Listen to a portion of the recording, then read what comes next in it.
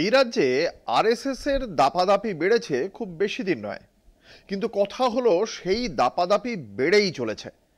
বামেরা BJP RSS সংঘ পরিবারের বিরুদ্ধে নানা কথা বলে, অথচ বাম শাসিত কেরালেও আরএসএস বাড়ছে হু হু করে।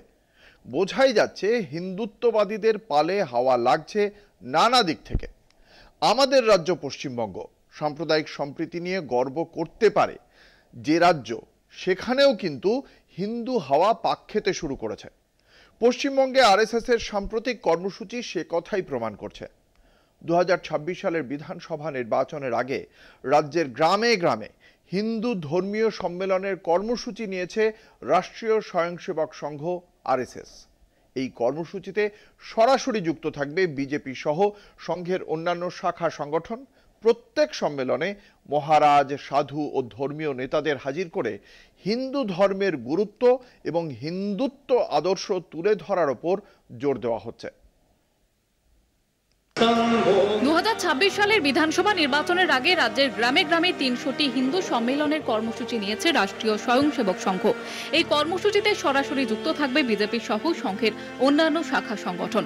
বিজয়া দশমীতে আরএসএস এর শতবর্ষ পূর্তি উপলক্ষে দেশজুড়ে নানা অনুষ্ঠান সংগঠিত হচ্ছে, যার অঙ্গ হিসেবেই সংগঠিত হবে এই হিন্দু সম্মেলনগুলিও। সংঘের নির্দেশ, জানুয়ারি 26-এর মধ্যে এই সব হিন্দু সম্মেলন সম্পূর্ণ করতে হবে। প্রত্যেক সম্মেলনে মহারাজ, সাধু ও ধর্মীয় নেতাদের হাজির করে হিন্দু ধর্মের গুরুত্ব এবং হিন্দুত্ব আদর্শ তুলে ধরার উপর জোর দেওয়া হয়েছে।